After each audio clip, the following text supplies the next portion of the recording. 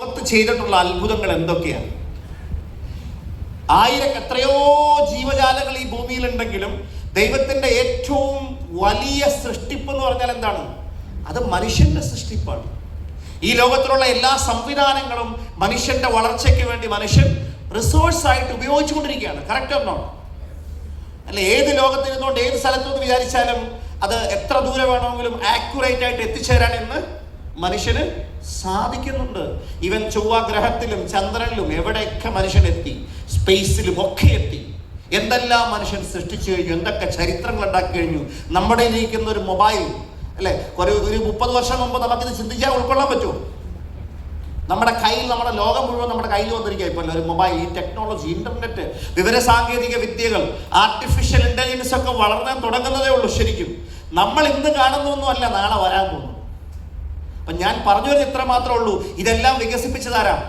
മനുഷ്യനാ. മനുഷ്യനെ കുറിച്ച് പറയാനുള്ളത്, അവൻ ഒരു അൺടച്ച്ഡ് ആയിട്ടുള്ളൊരു കോണ്ടിനെന്റ് പോലെയാണ് അവന്റെ പോസിബിലിറ്റി. ഒരു കാൽപാദം പോലും പതിയാത്ത ഒരു ഭൂഖണ്ഡം പോലെയാണ് ഒരു മനുഷ്യന്റെ പോസിബിലിറ്റി. അല്ലെങ്കിൽ ഒരു വലിയ മഹാസമുദ്രത്തിൽ ഒരടി പോലും എത്താത്തത് പോലെയാണ് ഒരു മനുഷ്യന്റെ പോസിബിലിറ്റി. പക്ഷെ അവന് വേറെ എല്ലാ നാണയങ്ങൾക്ക് 2 സൈഡ് ഉണ്ട്. രണ്ടാമത്തെ സൈഡ് എന്ന് പറഞ്ഞാൽ നാളെ കുറിച്ചൊരു ഗ്യാരണ്ടി എനിക്കും നിങ്ങൾക്കും ഇല്ല. അതാണ് നമ്മുടെ ഏറ്റവും വലിയ പ്രശ്നം.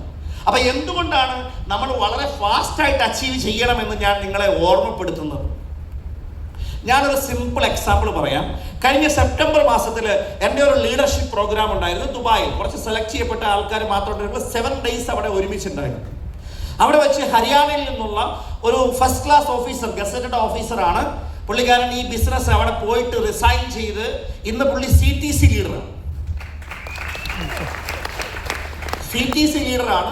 ഏതാണ്ട് 2 ലക്ഷം രൂപയ്ക്ക് മേലെ മന്ത്ലി സാലറി ഉണ്ടായിരുന്ന വ്യക്തിയാണ് അദ്ദേഹം. അതൊക്കെ റിസൈൻ ചെയ്തിട്ട് ഈ ബിസിനസ്സിലേക്ക് വരുന്ന വർഷം 2026 ഡയമണ്ട് ആകണമെന്നൊരു ടാർഗറ്റ് ഡിക്ലെയർ ചെയ്ത് പോയതാണ്. ഞാൻ അദ്ദേഹത്തിന്റെ സെലിബ്രേഷനൊക്കെ കാണുന്നതിന് വേണ്ടി 2 ദിവസം മുമ്പ്, കഴിഞ്ഞ 9-ാം തീയതി ചണ്ഡീഗഡിൽ കമ്പനിയുടെ MI ഉത്സവ് എന്ന പ്രോഗ്രാം അറ്റൻഡ് ചെയ്യാൻ വേണ്ടി വന്നു. അതിന്റെ വേദിയിൽ വന്ന ആദ്യ സമയത്ത് എനിക്ക് കിട്ടിയൊരു വാർത്ത എന്ന് പറഞ്ഞാൽ, അന്ന് ഈ ടാർഗറ്റ് സെറ്റ് ചെയ്ത് ഞങ്ങളോട് 7 ദിവസം, ഞങ്ങൾ 7 ദിവസവും രാത്രിയും ഒരുമിച്ചുണ്ടായിരുന്ന വ്യക്തി, അതിനുശേഷം പുള്ളി ഒരു 10 തവണയെങ്കിലും എന്നോട് കമ്മ്യൂണിക്കേറ്റ് ചെയ്തിട്ടുണ്ട്. പറയുന്നത് ഇന്ന് രാവിലെ 9:30 മണിക്ക് ആള് മരണപ്പെട്ടു എന്നാണ്. ഹി വാസ് വെരി ഹെൽത്തി, നല്ല ഹെൽത്ത് കോൺഷ്യസ് ആയിരുന്നു ആള്. എന്തൊക്കെയോ കാരണങ്ങൾ. മനുഷ്യനെ സംബന്ധിച്ചോളം നമ്മളെല്ലാം ദൈവത്തിൻ്റെ അടുത്തുനിന്ന് വന്നു, ദൈവത്തിൻ്റെ അടുത്തോട്ട് പോകും. അത് എന്താണെന്ന് ആർക്കെങ്കിലും പറയാൻ പറ്റുമോ? പത്രം എടുത്ത് നോക്കിയാൽ 15, 16, 20, 25, 24 വയസ്സുള്ള ആൾക്കാരൊക്കെ മരിക്കുന്നില്ലേ? ഒരു ആക്സിഡന്റ് വന്നാൽ തീർന്നല്ലേ ഉള്ളൂ നമ്മുടെ ലൈഫ്. നമ്മൾ പല ആൾക്കാരും ചിന്തിക്കുന്നത്, വരുന്നൊരു 5 വർഷം കഴിയുമ്പോൾ എൻ്റെ കടങ്ങളൊക്കെ തീർക്കും, 10 വർഷം കഴിയുമ്പോൾ ഞാൻ വീട് വെക്കും, മക്കളെ അങ്ങനെ പഠിപ്പിക്കും, ഇങ്ങനെ ചെയ്യും, 5 വർഷം കഴിയുമ്പോൾ ഞാൻ ഡയമണ്ട് ആകും, ITC ആകും, പെർമനന്റ് സീലിംഗ് 3 വർഷം കഴിയുമ്പോൾ എത്തും. What is the guarantee? എന്താ അതിനുള്ള ഗ്യാരണ്ടി? എന്തെങ്കിലും ഉണ്ടോ? ആരുടെങ്കിലും ഗ്യാരണ്ടി ഉണ്ടോ? ഇന്നലെ നമ്മളെപ്പോലെ ചിന്തിച്ചിരുന്ന പല ആളുകളും നമ്മളോടൊപ്പം ഉറങ്ങാൻ കിടന്നിട്ട് ഇന്നത്തെ രാവിലെ അവരാരും കണ്ടിട്ടില്ല. ഈ സിറ്റുവേഷൻ എനിക്കും വരാം, നിങ്ങൾക്കും വരാം.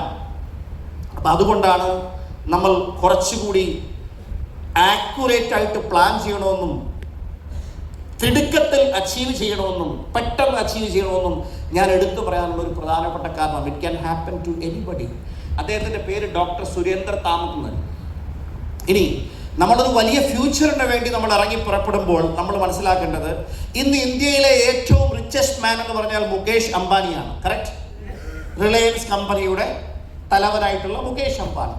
ഈ റിലയൻസ് കമ്പനിക്ക് തുടക്കം കുറിക്കുന്നത് ധിരുഭായ് അംബാനിയാണ്. സാധാരണ മെട്രിക്കുലേഷൻ, നമ്മളിപ്പോൾ 10th എന്ന് പറയുന്ന ഒരു വിദ്യാഭ്യാസ യോഗ്യത മാത്രമേ അദ്ദേഹത്തിന് ഉണ്ടായിരുന്നുള്ളൂ. പഠിക്കാൻ അക്കാഡമിക്കലി വലിയ സമർത്ഥനൊന്നും ആയിരുന്നില്ല. ഫിനാൻഷ്യൽ ബാക്ക്ഗ്രൗണ്ട് എടുത്താൽ ഒന്നുമില്ല. ഒരു സർക്കാർ ഉദ്യോഗസ്ഥന്റെ മകൻ, ഒന്നുമില്ല. ബിസിനസ്സിൽ എക്സ്പീരിയൻസ് പറയാൻ ഒന്നുമില്ല, നത്തിങ്. അവിടുന്ന് ജീവിതം മെച്ചപ്പെടുത്താൻ വേണ്ടി ഇന്ത്യക്ക് പുറത്തേക്ക് അദ്ദേഹം പോവുകയാണ്. ഒരു ചെറിയ ഒരു എംപ്ലോയി ആയിട്ടാണ് അദ്ദേഹത്തിൻ്റെ തുടക്കം. അവിടെ അദ്ദേഹം ജോലി ചെയ്യുമ്പോൾ അദ്ദേഹത്തിന് ഒരു കാര്യം മനസ്സിലായി, ജീവിതത്തിൽ എന്തെങ്കിലുമൊക്കെ ആകണമെങ്കിൽ ശക്തമായ സ്വപ്നങ്ങൾ ഉണ്ടാവണം. വെറും സ്വപ്നങ്ങളല്ല, ആത്മാവുള്ള സ്വപ്നങ്ങൾ, ജീവനുള്ള സ്വപ്നങ്ങൾ. സാധാരണ നമ്മൾ സ്വപ്നം എന്ന് പറഞ്ഞാൽ നമ്മുടെ സബ് കോൺഷ്യസ് മൈൻഡിലുള്ളതിനെ കുറിച്ച് മാത്രമല്ല, നമ്മൾ ഉറങ്ങുമ്പോൾ നമ്മൾ അറിയാതെ കാണുന്നതിനൊക്കെയാണ് നമ്മൾ സ്വപ്നങ്ങൾ നമ്മൾ പറയാറുള്ളത്. ആ സ്വപ്നങ്ങളെ കുറിച്ചല്ല അദ്ദേഹം ചിന്തിച്ചത്. അദ്ദേഹത്തിൻ്റെ ഫ്യൂച്ചർ, ആ ഫ്യൂച്ചറിനെ കുറിച്ചുള്ളൊരു വിഷ്വലൈസേഷൻ, അതാണ് എന്ത്? സ്വപ്നങ്ങൾ. ഈ സ്വപ്നങ്ങളാണ് ഓരോ വ്യക്തിയിലും മാറ്റങ്ങൾ വരുത്തുന്നത്. നിങ്ങളുടെ സ്വപ്നങ്ങൾ, എൻ്റെ സ്വപ്നം, അതെത്രത്തോളം ശക്തമാണ്, അതെത്രത്തോളം ഫയർ എനിക്ക് പകർന്നു നൽകുന്നുണ്ട്, അതിൽ എനിക്ക് എത്രത്തോളം വിശ്വാസമുണ്ട്, അതാണ് നമ്മുടെ വിജയം, അതാണ് നമ്മുടെ ഫ്യൂച്ചർ. അന്ന് ധീരുഭായ് അംബാനിക്ക് മനസ്സിലായി, സ്വപ്നങ്ങൾ ഉള്ളവർ മാത്രമേ ലോകത്ത് നല്ല ലൈഫ് സ്റ്റൈലിലേക്ക് എത്തിയിട്ടുള്ളൂ. അദ്ദേഹത്തിന്റെ ജോലി ഒരു ചെറിയ പ്രൊമോഷൻ കിട്ടിയ സമയത്ത് അദ്ദേഹത്തിന്റെ തിങ്കിങ് പ്രോസസ്സ് പോയത് ഇങ്ങനെയാണ്: എൻ്റെ കഴിവിൽ എൻ്റെ കമ്പനി മാനേജ്മെന്റിന് വിശ്വാസം വന്നപ്പോൾ അവരെന്നെ പ്രൊമോട്ട് ചെയ്തു. ഞാനിനി അവർക്ക് വേണ്ടി വർക്ക് ചെയ്താൽ അവരുടെ സ്വപ്നങ്ങൾ നടക്കും, എൻ്റെ സ്വപ്നങ്ങൾ ഒരു എംപ്ലോയി എന്നുള്ള നിലയിൽ ഒരിക്കലും നടക്കില്ല. ഒരു എംപ്ലോയി എന്നുള്ള നിലയിൽ ഒരിക്കലും എൻ്റെ സ്വപ്നങ്ങൾ നടക്കില്ല. എൻ്റെ സ്വപ്നങ്ങൾ നടക്കണമെങ്കിൽ ഞാൻ ഒരു ഓൺട്രപ്രണർ ആവണം, ഒരു സംരംഭകനാവണം. എൻ്റെ ഒറ്റയ്ക്കുള്ള അധ്വാനം കൊണ്ട് ഞാൻ സമ്പാദിച്ചാൽ എനിക്ക് ഫിനാൻഷ്യൽ ഫ്രീഡത്തിലേക്ക് എത്താൻ കഴിയില്ല. മറ്റുള്ളവരുടെ, കൂടുതൽ ആളുകളുടെ അധ്വാനത്തിലൂടെ എനിക്ക് പ്രോഫിറ്റ് വരണം എന്ന് ചിന്തിച്ചിട്ട് അദ്ദേഹം ഒരു റിസ്ക് എടുത്തു. ജോലി ഉപേക്ഷിച്ചിട്ട് അദ്ദേഹം സ്വന്തം ബിസിനസ് തുടങ്ങാൻ വേണ്ടി തീരുമാനമെടുത്ത് നാട്ടിലേക്ക് വന്നു. നാട്ടുകാരും വീട്ടുകാരും എല്ലാം അദ്ദേഹത്തിനെ ക്രിട്ടിസൈസ് ചെയ്തു. വർഷങ്ങളോളം പരിശ്രമിച്ചിട്ട് കണ്ടിന്യൂസ് ആയിട്ടുള്ള പരാജയങ്ങൾ ഉണ്ടായി. അദ്ദേഹത്തിന്റെ യഥാർത്ഥ വിജയങ്ങളൊക്കെ തുടങ്ങുന്നത് 40 വയസ്സിന് മേളിലേക്കാണ് അദ്ദേഹം വളരാൻ പോകുന്ന യഥാർത്ഥത്തിൽ തുടങ്ങുന്നത് പോലും. അപ്പൊ ഞാൻ പറയുന്നത് ഇത്ര മാത്രമേ ഉള്ളൂ. ആ സാധാരണ ലെവലിൽ തുടങ്ങി ഒരുപാട് സ്ട്രഗിൾസ് എന്ന് പറയാൻ നമുക്ക് ചിന്തിക്കാൻ പോലും പറ്റില്ല. ആ യാത്രയിൽ അദ്ദേഹം പാരലൈസ്ഡ് ആയി പോകുന്ന സിറ്റുവേഷൻ പോലും ഉണ്ടായിട്ടുണ്ട്. എല്ലാം അവസാനിച്ചതുപോലുള്ള പല സാഹചര്യങ്ങളും വന്നിട്ടുണ്ട്. പക്ഷെ അദ്ദേഹത്തിനുണ്ടായിരുന്ന ക്വാളിറ്റി, അദ്ദേഹം കണ്ട സ്വപ്നങ്ങളെ ഒന്നും അദ്ദേഹം ഒരിക്കലും അവിശ്വസിച്ചിട്ടില്ല. അതിനുവേണ്ടി അദ്ദേഹം വിട്ടുവീഴ്ച ചെയ്യാതെ ശക്തമായി പ്രവർത്തിച്ചു. ആ പ്രവർത്തിച്ചതിന്റെ റിസൾട്ടാണ് ഇന്ന് മുകേഷ് അംബാനി എടുത്താലും റിലയൻസ് എടുത്താലും ഇന്ന് ഇന്ത്യയിലെ റിച്ചസ്റ്റ് വ്യക്തിയായിട്ട്, കമ്പനിയായിട്ട് അവർ മാറിയത്. ഇന്ത്യയിലെ മാത്രമല്ല, ഏഷ്യയിലെയും ലോകത്തിലെയും റിച്ചസ്റ്റ് ആളുകളുടെ ലിസ്റ്റിലേക്ക് അവർക്ക് കടന്നു വരാൻ സാധിച്ചത് അതുകൊണ്ടാണ്. ഒരു എളിയ തുടക്കക്കാരനാണ്. ഈ ചെറിയ തുടക്കം കൊണ്ട് അവരിന്ന് എവിടത്തോളം വളർന്നു. അദ്ദേഹത്തിന്റെ കുടുംബത്തിലുള്ള ഓരോ ഫംഗ്ഷനുകളും ഇന്ന് ലോകം മുഴുവൻ ചർച്ചയാവുന്നത് നമ്മൾ മാധ്യമങ്ങളിലൂടെ കണ്ടു കഴിഞ്ഞു. Correct or not? വരാൻ പോകുന്ന ഏത് തലമുറ എടുത്താലും അവരൊക്കെ സേഫ് ആയിരിക്കും. അവരുടെയൊക്കെ അസറ്റ്സ് വാല്യൂ എടുത്താൽ നമുക്കത് ചിന്തിക്കാനും പോലും പറ്റില്ല. 9.5 ലക്ഷം കോടിക്ക് പുറത്താണ് ഇന്ന് മുകേഷ് അംബാനിയുടെ മാത്രം അസറ്റ്. കുടുംബാംഗങ്ങളുടെയൊക്കെ വേറെയാണ്. അപ്പൊ ഞാൻ പറഞ്ഞു വരുന്നത്, ഒരു ചെറിയ തുടക്കക്കാരൻ സ്വപ്നങ്ങളിൽ വിശ്വസിച്ച് തുടങ്ങിയതുപോലെ നാരായണമൂർത്തി സാറും തുടങ്ങിയത് അങ്ങനെ തന്നെയാണ്. 10ാം ക്ലാസ് പോലും പാസ്സാതിരുന്ന ഒരു സാധാരണ ഒരു സ്പോർട്സിലേക്ക് കടന്നു വന്ന ഒരു വ്യക്തിയായിരുന്നു സച്ചിൻ ടെണ്ടുൽക്കർ. ക്രിക്കറ്റിലേക്ക് വരുമ്പോൾ മറ്റുള്ള ടീമിലൊക്കെ 6ഉം 6.25ഉം 6.5 അടിയും ഹൈറ്റുള്ള ആൾക്കാരുടെ മുമ്പിലേക്ക് 5.5 അടിക്ക് താഴെ മാത്രമുള്ള ഈ സച്ചിൻ പോകുമ്പോൾ നിനക്ക് എന്ത് ചെയ്യാൻ കഴിയുമെന്ന് ആൾക്കാർ അവരെ വിമർശിച്ചിട്ടുണ്ട്. പക്ഷെ അദ്ദേഹം ഭൂമിക്ക് മേലേക്ക് ഞാൻ എത്രയുണ്ടെന്നല്ല, ഭൂമിക്ക് താഴേക്ക് ഞാൻ എത്രയുണ്ടെന്നുള്ള ചിന്തിച്ചത്. അതാണ് നമ്മൾ ചിന്തിക്കേണ്ടത്. എത്രത്തോളം നമ്മുടെ ഉള്ളിലുണ്ട് എന്നുള്ളതാണ്. അങ്ങനെ ചിന്തിച്ചിറങ്ങി ചരിത്രം ഉണ്ടാക്കിയില്ലേ എത്രയോ സാധാരണക്കാരുള്ള ആൾക്കാർ. AR റഹ്മാൻ വെറും 50 രൂപയ്ക്ക് വേണ്ടി ഒരു ദിവസക്കൂലിക്ക് കീബോർഡ് വായിക്കാൻ വേണ്ടി പോയ വ്യക്തിയായിരുന്നു AR റഹ്മാൻ. ഓസ്കാർ അവാർഡ് പോലും മേടിച്ചില്ലേ നമ്മുടെ കൺമുമ്പിൽ.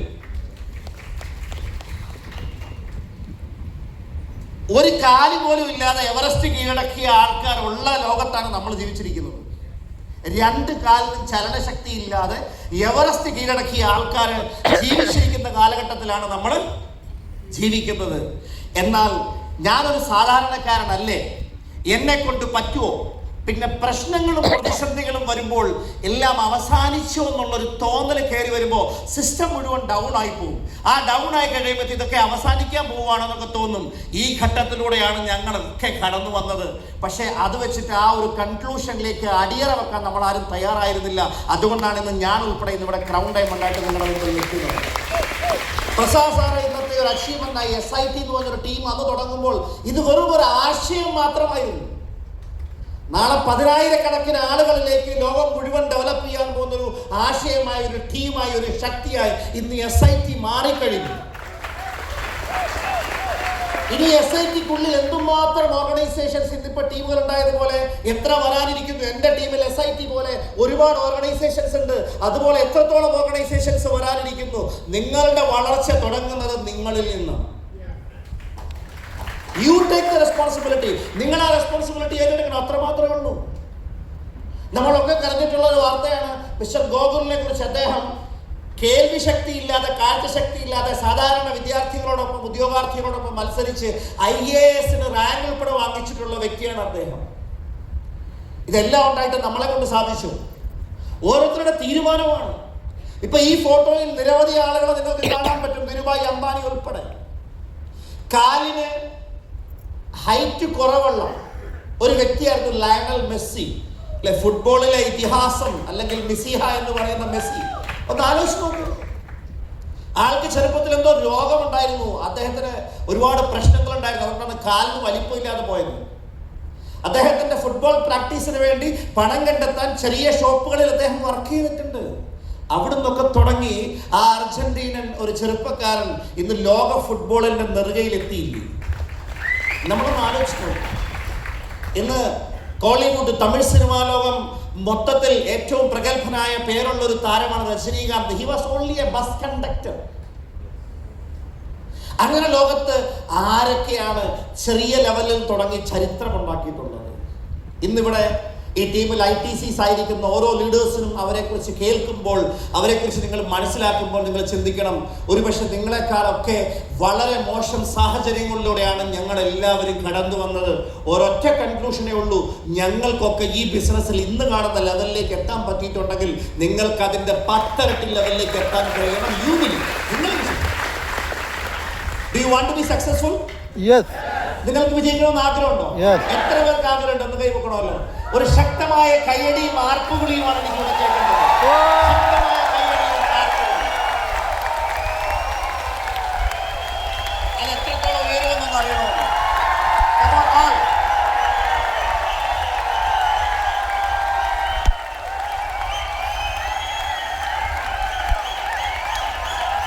വണ്ടർഫുൾ. അപ്പൊ നിങ്ങളോട് എനിക്ക് എടുത്തു പറയാനുള്ള ഒരു കാര്യം ഇത്ര മാത്രമേ ഉള്ളൂ. ശ്വാസമെടുത്താലേ നമുക്ക് ജീവിച്ചിരിക്കാൻ പറ്റുള്ളൂ. ശ്വാസം എടുക്കേണ്ടത്, ജീവിച്ചിരിക്കേണ്ടത് എത്രത്തോളം അനിവാര്യമാണോ അത്രയും അനിവാര്യമായൊരു ഫയർ വിജയിക്കണമെന്ന് നിങ്ങൾക്കുണ്ടെങ്കിൽ ഈ ലോകത്ത് നിങ്ങളെ പരാജയപ്പെടുത്താൻ സാധിക്കില്ല.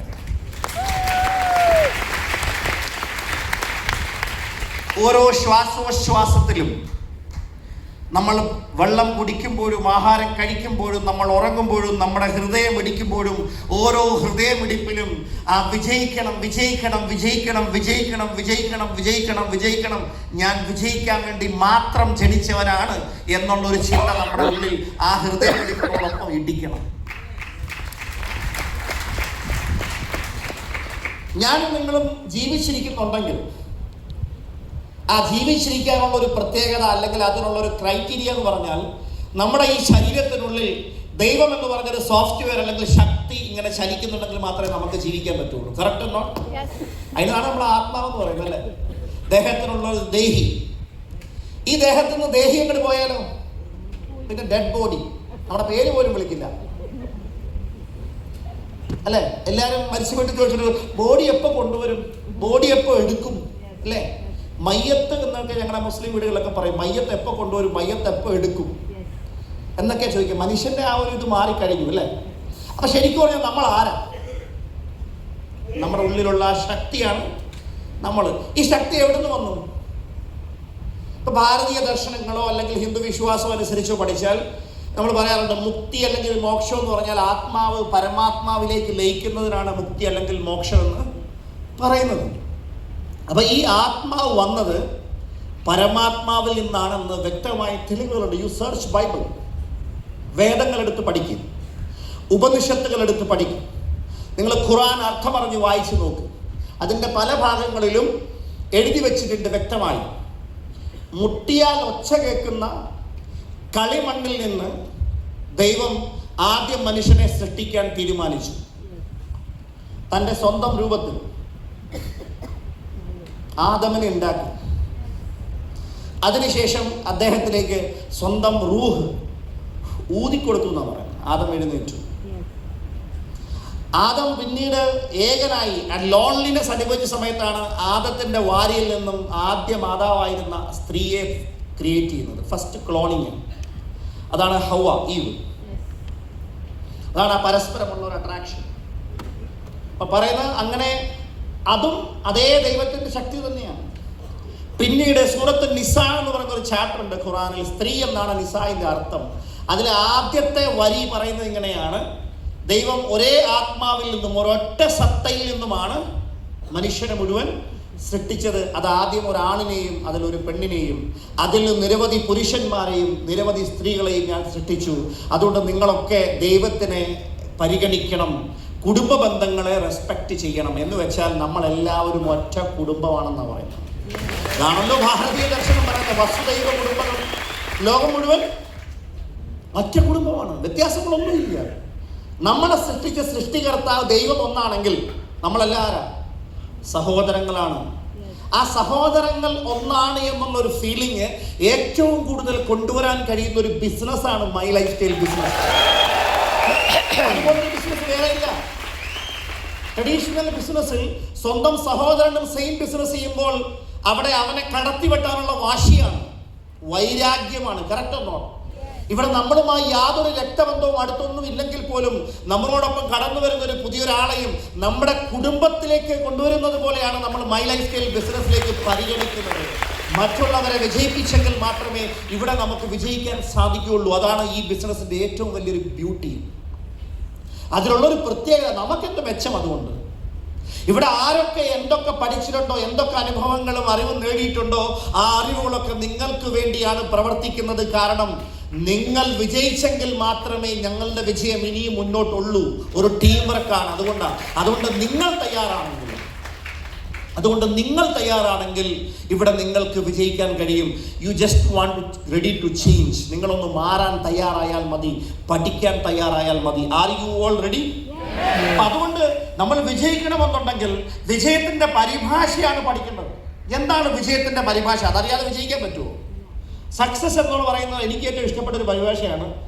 Success is successful achievement of predetermined goals. എന്ന് വെച്ചാൽ മുൻകൂട്ടി തീരുമാനിക്കപ്പെട്ട ലക്ഷ്യങ്ങളുടെ വിജയകരമായ പൂർത്തീകരണത്തിനെയാണ് എന്ത് പറയുന്നത്? വിജയം എന്ന് പറയുന്നത്. അപ്പൊ വിജയിക്കണമെങ്കിൽ എന്തൊക്കെ തീരുമാനിക്കണം? മുൻകൂട്ടി തീരുമാനിക്കണം. അതുകൊണ്ട് ഞാൻ പറയുന്നു, നമ്മൾ ഒരു ഐ വാണ്ട് ലിസ്റ്റ് ഉണ്ടാക്കണം. എന്തുണ്ടാക്കണം? എനിക്ക് എന്തൊക്കെയാണ് വേണ്ടത്? I don't know. ഇത് ഓരോ വർഷവും നമ്മൾ ഇതിനെ വീണ്ടും വീണ്ടും വീണ്ടും വീണ്ടും എഡിറ്റ് ചെയ്തുകൊണ്ടേയിരിക്കണം.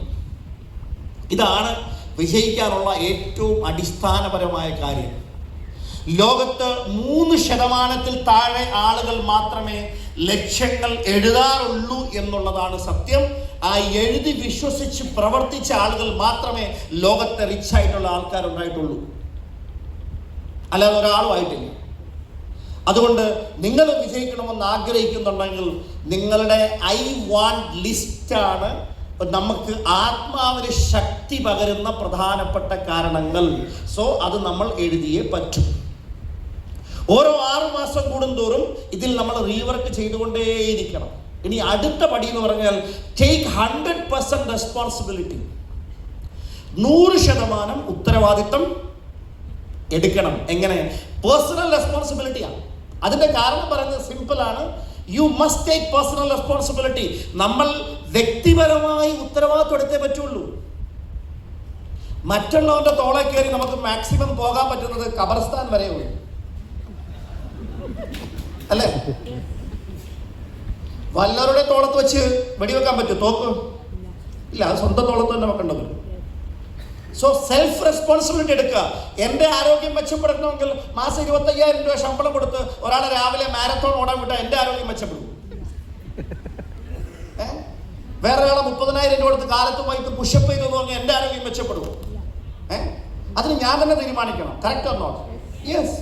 അപ്പൊ എന്ന് പറഞ്ഞതുപോലെ നമ്മൾ തീരുമാനിച്ചെങ്കിൽ മാത്രമേ നമുക്ക് വിജയിക്കാൻ കഴിയുള്ളൂ. സക്സസ് എന്നുള്ള വാക്ക് പോലും പറഞ്ഞാൽ യു എന്നുള്ളത് വളരെ ഇമ്പോർട്ടൻറ്റ് ലെറ്ററാണ്. ദാറ്റ് മീൻസ് SUCCESS, അതാണ് സക്സസ്. ആ യു ആണ് നമ്മുടെ വിജയവും. അതേപോലെ ഫെയിലുവർ എന്ന വാക്കിലും അതേ യു ഉണ്ട്. അതാണ് നമ്മുടെ പരാജയവും തീരുമാനിക്കുന്നത്. നമ്മളാണ് നമ്മുടെ വിജയവും പരാജയവും തീരുമാനിക്കുന്നത്, വേറെ ആരുമില്ല. സോ ആരും നിങ്ങൾ റെസ്പോൺസിബിലിറ്റി എടുക്കാൻ തയ്യാറാണോ? നമ്മുടെ ലീഡേഴ്സിൽ കണ്ടുവരുന്ന ഒരു പ്രത്യേക സ്വഭാവ ഗുണമാണ് എങ്ങനെ ഉത്തരവാദിത്തത്തിൽ നിന്ന് ഒഴിവാകാൻ പറ്റും. വല്ലവൻ്റെയും തോളത്ത് ചാർത്തി കൊടുത്തേക്കാം. വല്ലവരുടെയും തോളത്ത് ചാരിയിട്ട് ആരും ഇന്ന് വരെ വലിയ വിജയങ്ങളൊന്നും ഉണ്ടാക്കിയിട്ടില്ല. ഒരല്പം മുമ്പോട്ടൊക്കെ പോകാൻ പറ്റും, ഒരു ദിവസം താഴെ, നോ ഡൗട്ട്. സ്റ്റേബിൾ സക്സസ് ഉണ്ടാവില്ല. നമ്മളെ കൊണ്ട് ചെയ്യാൻ കഴിയുന്നത് മാത്രം ചെയ്താൽ മതി. ലോകത്ത് വിജയിച്ച ആളുകളുടെ ലിസ്റ്റ് എടുത്താൽ അതെന്നും തിളങ്ങി നിൽക്കുന്ന ഒരു പേരാണ് തോമസ് ആൽവ എഡിസന്റെ പേര്. അദ്ദേഹം ഒരുപാട് കണ്ടുപിടുത്തങ്ങൾ, 100-ലധികം കണ്ടുപിടുത്തങ്ങൾ കണ്ടുപിടിച്ചിട്ടുണ്ട്. അതിന് ഒരുപാടെണ്ണം പേറ്റന്റ് ഉള്ളതാണ്. ലൈറ്റ് കണ്ടുപിടിക്കുന്ന ആരാണ്? വൈദ്യുത ബൾബ് എഡിസൺ ആണ്, അല്ലേ? അദ്ദേഹം അതിനുവേണ്ടി പരിശ്രമിക്കുമ്പോൾ ആയിരക്കണക്കിന് പ്രാവശ്യം പരാജയപ്പെട്ടിട്ടുണ്ട്. സ്വന്തം ഭാര്യ പോലും വിശ്വസിച്ചിട്ടില്ല ഇങ്ങനെ ഇത് കണ്ടുപിടിക്കാൻ പറ്റുമെന്ന്. കുറെ വർഷങ്ങളായി നിരവധി തവണ ശ്രമിച്ചിട്ട് പരാജയപ്പെട്ടിട്ട് വീട്ടിൽ വന്ന് നിരാശ കാണിക്കുമ്പോൾ പിന്നെ ഭാര്യ വിചാരിക്കും ഇങ്ങനെ, വീട്ടിൽ വന്ന് മാത്രമേ നമുക്ക് നിരാശ കാണിക്കാൻ പറ്റുള്ളൂ. നാട്ടിലിറങ്ങി നിരാശ കാണിച്ചാൽ, നാട്ടിലിറങ്ങി എനർജി ഇല്ലാതെ കാണിച്ചാൽ നമ്മുടെ കൂടെ ആരെങ്കിലും നിൽക്കുമോ? അതുകൊണ്ട് വീട്ടിലുള്ള ആൾക്കാർ മനസ്സിലാക്കേണ്ട പ്രധാനപ്പെട്ട കാര്യം, ആ തളർന്നു വന്നിരിക്കുമ്പോൾ അവനെ തലക്കടിക്കുക എന്നുള്ളതല്ല, അവനെ കുറച്ചുകൂടെ എനർജി കൊടുക്കണം.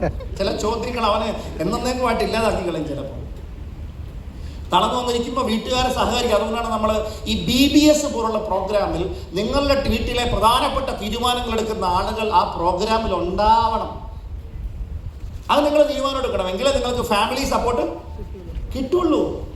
അല്ലെങ്കിൽ വീട്ടുകാരറിയുന്നത് എന്താ? അവർ നമുക്ക് ഇന്ന് വരുന്ന വരുമാനവും നമുക്ക് നാളെ ഉണ്ടാകാൻ പോകുന്നതല്ലോ അവർക്കറിയാം. അവർ ഈ ട്രെയിനിങ്ങും കാര്യങ്ങളും വല്ല അറ്റൻഡ് ചെയ്തിട്ടുണ്ടോ? ഈ സ്ട്രഗിൾസ് മാത്രമേ അവർ കാണുന്നുള്ളൂ. സ്റ്റേജിൽ നിൽക്കുന്ന ആളുകൾ ഇതേ സ്ട്രഗിൾസിലൂടെ കടന്നിട്ടാണ് ഇതേ വിജയം നേടിയെന്ന് അവർക്ക് മനസ്സിലാകുമ്പോൾ അവർ നമ്മൾ നടന്നിരിക്കുമ്പോൾ പറയും, ഇങ്ങനെയൊക്കെയല്ലേ എല്ലാവരും വിജയിച്ച്, നാളെ നിങ്ങളും വിജയിക്കും നമ്മളോട് പറഞ്ഞു തരുന്നു. അപ്പൊ ഈ സൺഷൈൻ പ്രോഗ്രാം വരുമ്പോൾ നമ്മൾ ഉറപ്പിക്കേണ്ട ഒരു കാര്യം, ഏറ്റവും പ്രധാനപ്പെട്ടത്, ലോകത്തുനിന്ന് ആര് വന്നാലും ശരി, ആര് വന്നില്ലെങ്കിലും ശരി, നിങ്ങളോടൊപ്പം നിങ്ങളുടെ വീട്ടിലെ പ്രധാനപ്പെട്ട ഇൻഫ്ലുവൻഷ്യൽ ആയിട്ടുള്ള വ്യക്തികൾ ആ പ്രോഗ്രാമിൽ നിങ്ങളോടൊപ്പം ഉണ്ടാകണം. It's A family business. ഇത് ഞാൻ പറയുമ്പോൾ ഇതിന്റെ പിന്നിൽ വേറൊരു ഉദ്ദേശം കൂടിയുണ്ട്. എന്താണ് ഉദ്ദേശം എന്നറിയോ? ഉദാഹരണത്തിന്, ഈ കഴിഞ്ഞ ദിവസം സുരേന്ദ്ര താമക് സാർ, അദ്ദേഹം പെട്ടെന്ന് മരണപ്പെട്ടു പോയി. അദ്ദേഹത്തിന്റെ വീട്ടിലുള്ളവർക്ക് ഈ ബിസിനസ് അറിഞ്ഞെങ്കിലല്ലേ അവർക്ക് തുടർന്ന് ചെയ്യാൻ പറ്റുള്ളൂ. കറക്റ്റ് ആണോ? ഈ ബിസിനസ് എന്താണെന്ന് നമ്മുടെ വീട്ടിലുള്ളവരെ പഠിപ്പിക്കേണ്ടത് ആരുടെ ജോലിയാണ്?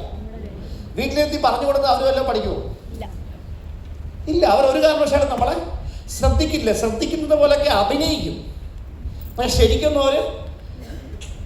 എനിക്ക് ഇതൊക്കെ മനസ്സിലാക്കിയിട്ട് എന്താണ് ഇപ്പം കാര്യം? നിങ്ങളോ സമാധാനം കളഞ്ഞു, ഞാനെങ്കിലും ഇത്തിരി സമാധാനത്തോടെ ഇരിക്കട്ടെ എന്നൊക്കെ ചിലപ്പോൾ അവർ ചിന്തിക്കുന്നുണ്ടാകും. അത്രത്തോളം ഇൻവോൾവ് ചെയ്യില്ല. Because they don't have any role. അവർക്ക് പ്രത്യേകിച്ച് റോളൊന്നും ഇല്ലാത്തത് കൊണ്ടാണ്. എന്നാൽ റോൾ എടുക്കേണ്ട സമയത്ത് ആ റോൾ എടുക്കാനുള്ള കേപ്പബിലിറ്റിയും സ്കില്ലും അവരുടെ ഉള്ളിൽ കൊണ്ടുവരണമെന്നുണ്ടെങ്കിൽ, ആ പഠിക്കണം, മനസ്സിലാക്കണം എന്നുള്ളൊരു തോന്നൽ അവർക്കുണ്ടാകണമെങ്കിൽ ഈ സൺഷൈൻ ഈവൻറ്റിനെ പരമാവധി നിങ്ങൾ പ്ലാൻ ചെയ്ത് പ്രയോജനപ്പെടുത്തണം. നിങ്ങളുടെ മുഴുവൻ ടീമും. നാളെ നമ്മൾ ഇല്ലാതായാൽ നമ്മുടെ കുടുംബത്തിന് വേണ്ടിയിട്ടാണ് നമ്മൾ ഈ ബിസിനസ് ചെയ്യുന്നതെന്ന് അവർ മനസ്സിലാക്കണം. അവരുടെ കട്ട സപ്പോർട്ട് നമുക്ക് കിട്ടണം. That is very very very important. നമ്മൾ പേഴ്സണൽ റെസ്പോൺസിബിലിറ്റി എടുത്തെങ്കിൽ മാത്രമേ നമുക്ക് സാഹചര്യങ്ങളിൽ ഒരു മാറ്റം വരുത്താൻ പറ്റുമോ? We cannot change the circumstances. കാറ്റിന്റെ ഗതിയിലോ നമുക്കൊരു മാറ്റം വരുത്താൻ കഴിയില്ല. കാലാവസ്ഥയെ നമുക്ക് മാറ്റാൻ പറ്റുമോ? ഇല്ല. We cannot change the seasons.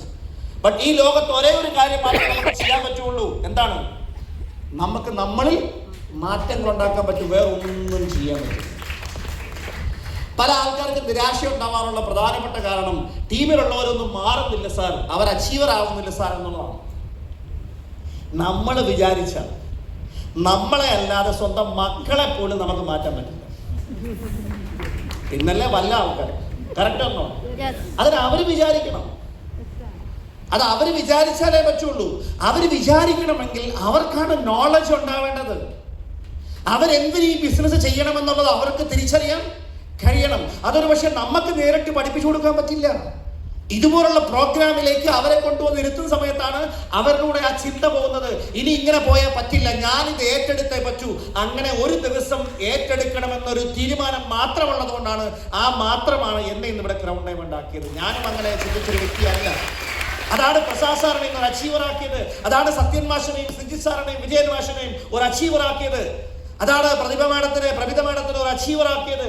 അതാണ് ഇവിടെ ഇരിക്കുന്ന ബഷീർ സാറിനെ ഒരു അച്ചീവർ ആക്കിയത്. അതാണ് ഇവിടെ ഇരിക്കുന്ന ഓരോ ലീഡേഴ്സിനെയും അച്ചീവർ ആക്കിയത്.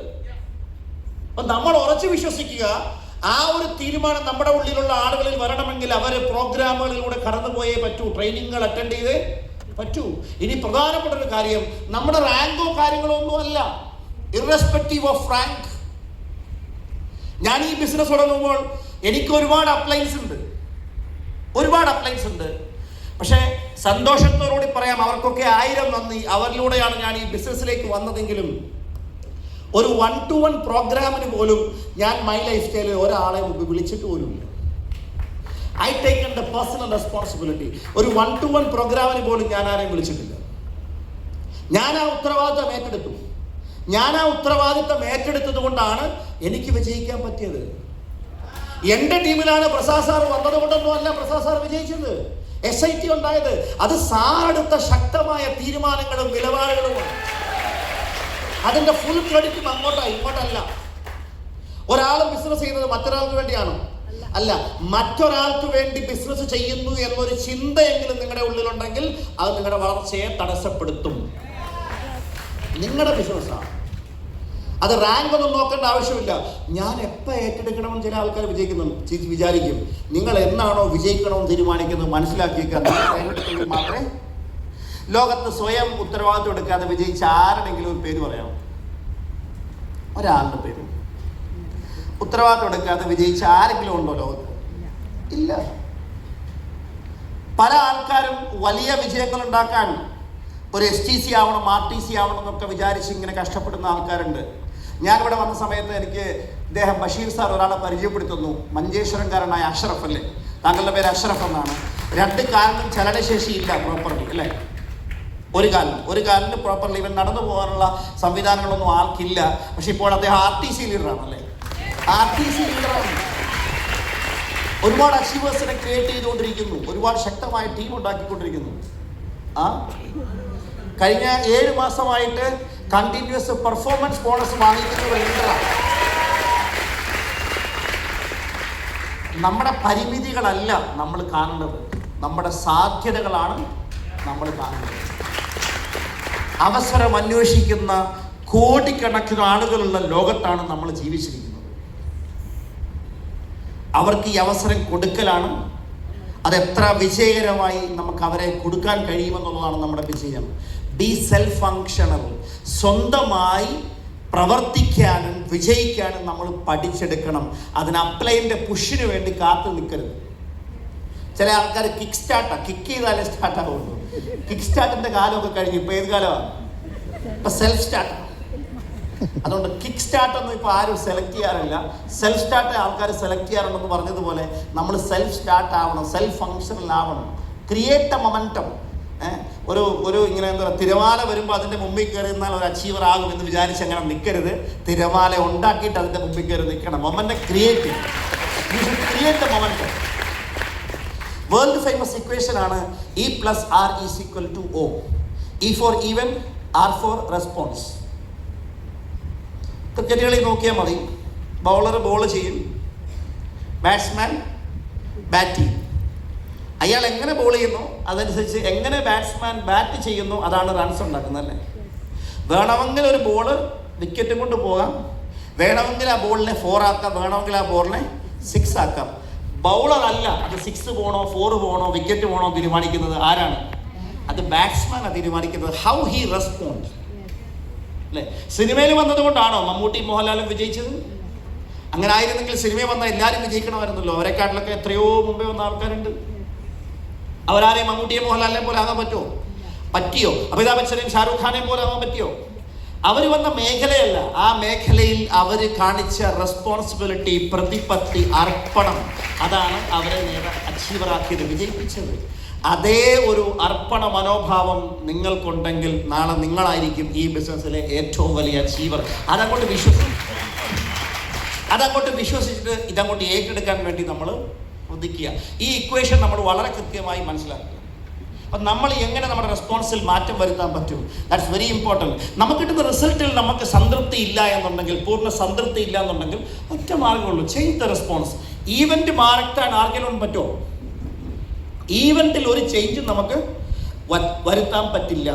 സോ എവ്രിതിങ്, ഇന്ന് എന്തൊക്കെയാണോ നമ്മൾക്ക് കിട്ടിയിട്ടുള്ളത് അത് നമ്മൾ ഇന്നലകളിൽ എടുത്ത തീരുമാനങ്ങളും പ്രവർത്തനങ്ങളുടെ ഫലമായിട്ടാണ് നമ്മുടെ ഇന്ന് ഉണ്ടായത്. കറക്റ്റ് ഒന്നോ? അതുകൊണ്ട് ഇന്നെടുക്കുന്ന തീരുമാനങ്ങളും പ്രവൃത്തിയുമാണ് നമ്മുടെ ഫ്യൂച്ചർ തീരുമാനിക്കുന്നത്. അത് നമ്മൾ മനസ്സിലാക്കുക. That's very important. ഇനി നമ്മുടെ ഈവൻറ്റിൽ ഒരു മാറ്റവും വരുത്താൻ നമുക്ക് പറ്റില്ല. But you can change your response which will change the outcome. നമ്മൾ പ്രവർത്തിക്കുന്ന രീതിയിൽ നമുക്ക് മാറ്റം വരുത്താൻ പറ്റും.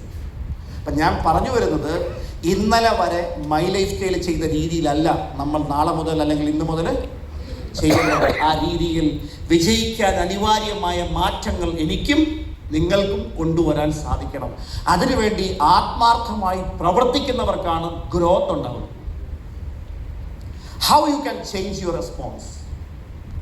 ഏത് മേഖലയിലും പ്രവർത്തിക്കുന്ന ആൾക്കാർ, ലോകത്ത് ചരിത്രങ്ങളുണ്ടാക്കിയ വിജയിച്ച ആൾക്കാർ, ആ ചരിത്ര പുരുഷന്മാരെ അവരുടെ മരണക്കിടക്കയിൽ നിന്ന് മാറ്റുമ്പോൾ അവരുടെ കിടക്കയിൽ കണ്ടെത്തിയത് പേഴ്സണാലിറ്റി ഡെവലപ്മെന്റ്സ് കൊണ്ടുവരാൻ കഴിയുന്ന പുസ്തകങ്ങൾ വായിച്ചു കൊണ്ടിരിക്കുമ്പോഴാണ് അവരൊക്കെ മരിച്ചത്. പലരും ലോകത്ത് ചരിത്രമുണ്ടാക്കിയ ആൾക്കാർ പോലും, എന്ന് വെച്ചാൽ മരണം വരെ അവരതിനു വേണ്ടി പരിശ്രമിച്ചു എന്നാണ്. അപ്പം നമ്മളും വിജയിക്കണമെന്നുണ്ടെങ്കിൽ, വിജയം നിലനിർത്തണമെന്നുണ്ടെങ്കിൽ നമ്മൾ ഇതിനു വേണ്ടി അനുസ്യൂതം പ്രയത്നിച്ചു കൊണ്ടിരിക്കേണ്ടത് അനിവാര്യതയാണ്. ഇനി വിജയിക്കാതെ പോകുന്നത് 99% പീപ്പിൾ, അവർ മറ്റുള്ളവരെ ബ്ലെയിം ചെയ്യുന്ന അല്ലെങ്കിൽ എക്സ്ക്യൂസ് പറയുന്ന ആളുകൾ മാത്രമാണ്. എന്തെങ്കിലുമൊക്കെ പഴി പറയുന്ന ആൾക്കാർ, കംപ്ലൈൻറ്റ് പറയുന്ന ആൾക്കാർ, മറ്റുള്ളവർ കാരണമാണ് പരാജയപ്പെടുന്നു പറഞ്ഞ എന്തെങ്കിലുമൊക്കെ കാരണം കണ്ടുപിടിക്കുന്ന ആൾക്കാർ, അവരാണ് പരാജയപ്പെടുന്നത്. 99% ആ ഒരു ശീലമുണ്ട്, എക്സ്ക്യൂസ് പറയുന്ന ശീലം. നമ്മുടെ ടീം ശരിയല്ല, എൻ്റെ ലീഡർ ശരിയല്ല, സിറ്റുവേഷൻ ശരിയല്ല, ഫാമിലി സപ്പോർട്ടില്ല, അങ്ങനില്ല ഇങ്ങനില്ല, എൻ്റെ പ്രശ്നങ്ങൾ, ഇങ്ങനെയൊക്കെ പറയുന്നതൊക്കെ എക്സ്ക്യൂസുകളാണ്. ആ ഒരു ശീലം എന്നേക്കുമായി ഇല്ലാതാക്കിയെങ്കിൽ മാത്രമേ നമുക്ക് വിജയം ഉണ്ടാക്കിയെടുക്കാൻ പറ്റുള്ളൂ. It is for sure. നമുക്ക് എന്തു വേണമെങ്കിലും നേടാൻ കഴിയും, അച്ചീവ് ചെയ്യാൻ കഴിയും. നെപ്പോളിയൻ ഹിൽ പറഞ്ഞ ഈ വാക്കൊന്ന് ശ്രദ്ധിക്കുക.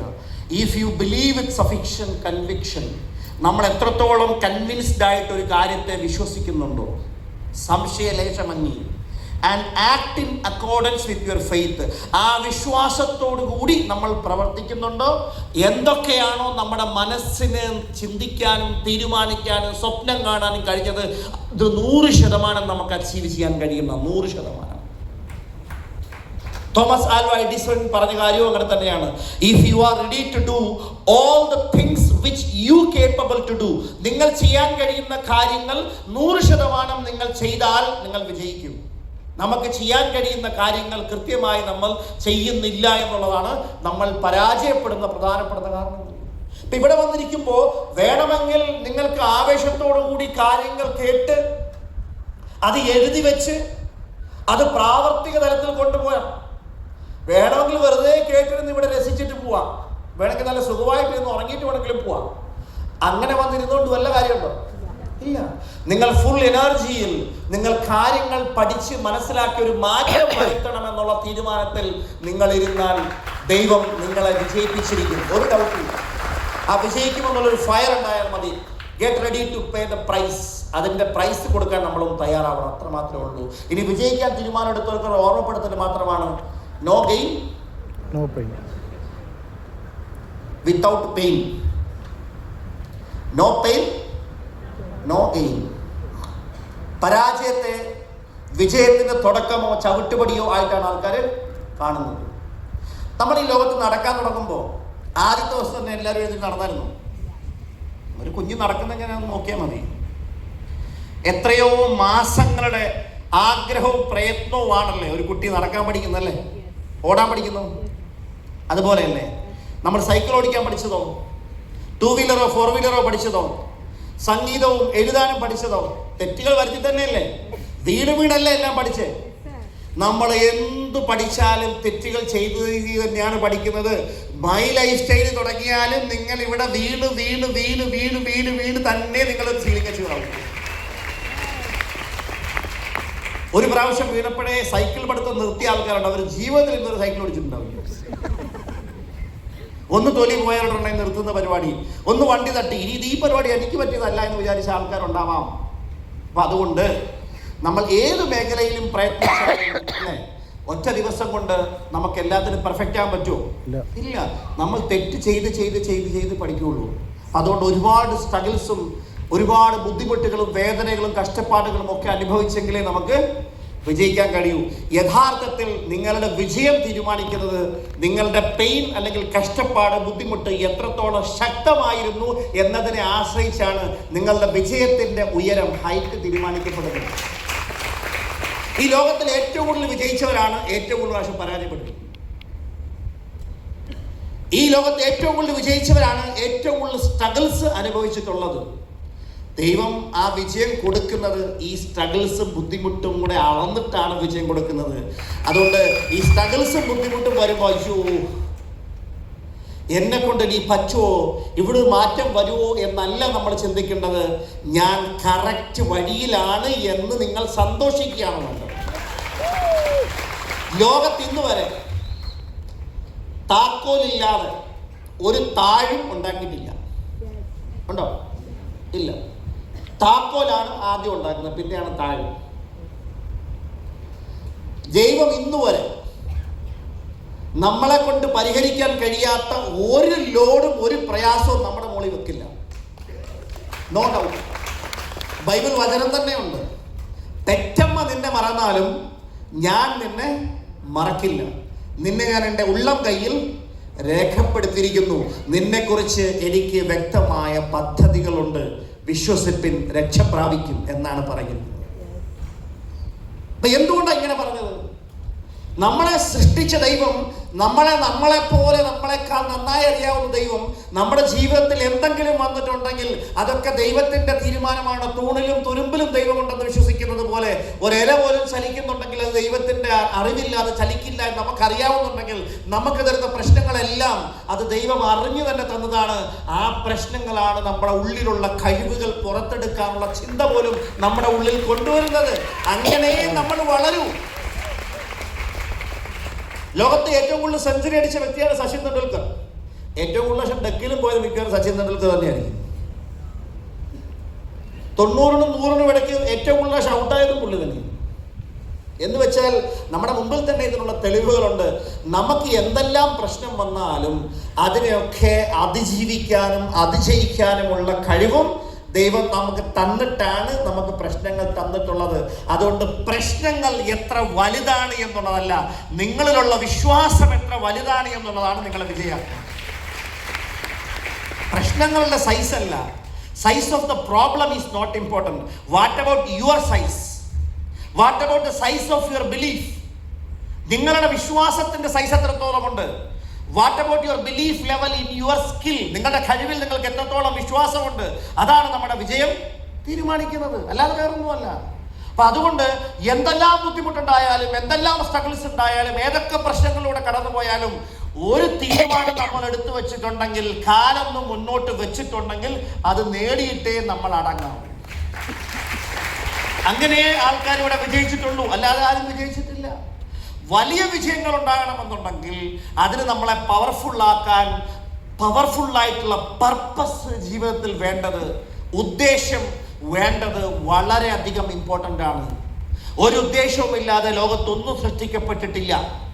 എൻ്റെ കയ്യിൽ ഈ മൈക്രോഫോൺ ഉണ്ടെങ്കിൽ ഇത് സൃഷ്ടിച്ച വ്യക്തിക്ക്, കണ്ടുപിടിച്ച ആൾക്ക് ഒരു ഉദ്ദേശമുണ്ടായിരുന്നു. ഞാൻ പറയുന്ന എൻ്റെ സൗണ്ടിനെ അതിനെ ആംപ്ലിഫൈ ചെയ്ത്, ഒരു ആംപ്ലിഫയറിലൂടെ ആംപ്ലിഫൈ ചെയ്ത് അത് എല്ലാവരിലേക്കും അവർക്കൊക്കെ കേൾക്കാൻ കഴിയുന്ന രീതിയിൽ എത്തിക്കുക എന്നുള്ള ഒരു ഉദ്ദേശം ഉണ്ടായിരുന്നു. Correct or not?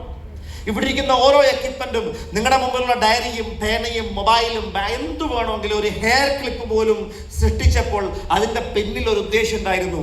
അങ്ങനെയാണെങ്കിൽ ലോകത്തിലെ ഏറ്റവും വലിയ സൃഷ്ടിപ്പാണ് നമ്മൾ ഓരോരുത്തരും. കറക്റ്റ് ആണോ? ഒരു മനുഷ്യൻ എന്ന് പറഞ്ഞാൽ ഓരോ ആൾക്കാരും വ്യത്യസ്തരാ, അല്ലേ?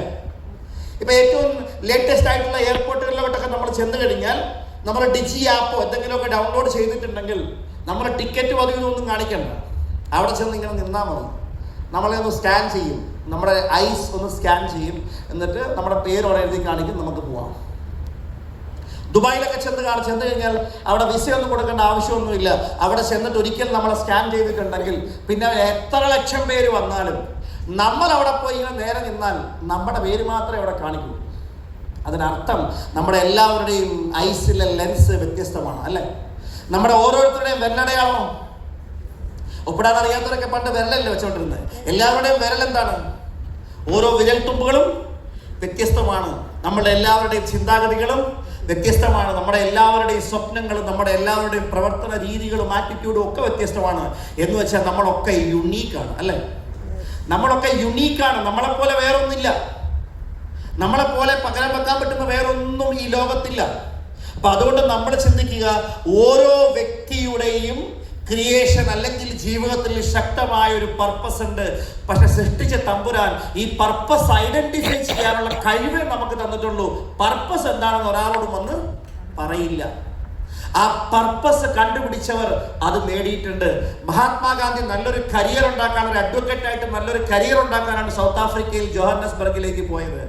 പക്ഷെ അവിടുന്ന് ട്രെയിനിൽ നിന്ന് അവരെ വിദേശത്തുള്ള ആ വെളുത്ത വർഗ്ഗക്കാർ അവരെ ചവിട്ടി, ഇദ്ദേഹം ഒരു കറുത്തവനാണെന്ന് പറഞ്ഞ് ഇദ്ദേഹത്തിനെ ചവിട്ടി പുറത്താക്കിയ സമയത്ത്, എൻ്റെ രാജ്യത്ത് ഈ ആൾക്കാരാണ് ഞങ്ങളെ ഭരിക്കുന്നത്, അതുകൊണ്ട് ഇവരെ എന്നേക്കുമായി എൻ്റെ രാജ്യത്ത് നിന്ന് ചവിട്ടി പുറത്താക്കുകയാണ് എൻ്റെ ലക്ഷ്യമെന്ന് വിചാരിച്ച് മഹാത്മാഗാന്ധി ആ ഒരു സ്വാതന്ത്ര്യ സമരത്തിൽ, ആ ഒരു പ്രവർത്തനത്തിൽ, ആ ഒരു ആശയത്തിൽ പങ്കുചേർന്നു. അദ്ദേഹത്തിൻ്റെ ജീവിതകാലത്ത് തന്നെ അദ്ദേഹത്തിന് നടത്താനും പറ്റി. അഹിംസയിലൂടെയാണ് അദ്ദേഹം അത് നേടിയെടുത്തത്. ശക്തമായ പർപ്പസ് അയാൾക്കുണ്ടായി. ഈ ശക്തമായ ഒരു പർപ്പസ് എന്ത് തന്നെയാണെങ്കിലും ആ പർപ്പസ് നേടാൻ വേണ്ടി ദൈവം നമുക്ക് അനുഗ്രഹിച്ചു തന്ന അവസരം മാത്രമാണ് മൈ ലൈഫ് സ്റ്റൈൽ. അത് നമ്മൾ തിരിച്ചറിയണം. അപ്പൊ ശക്തമായ പർപ്പസുകൾ നിങ്ങൾ എഴുതി വച്ചേ മതിയാവൂ. ഇനി അടുത്തത്, നിങ്ങൾ കൃത്യമായി ചിന്തിക്കുക, വലിയ സ്വപ്നങ്ങൾ ഉണ്ടാവുക, അതിനെ ലക്ഷ്യങ്ങളാക്കി മാറ്റുക, അതിന് ശക്തമായ ഒരു പ്ലാൻ ഉണ്ടാക്കുക, പ്രവർത്തിക്കുക. ഇതാണ് വിജയത്തിന്റെ മാർഗം. എന്തുകൊണ്ടാണ് ഒരുപാട് ഡിസ്ട്രിബ്യൂട്ടേഴ്സ് വലിയ നേട്ടങ്ങൾ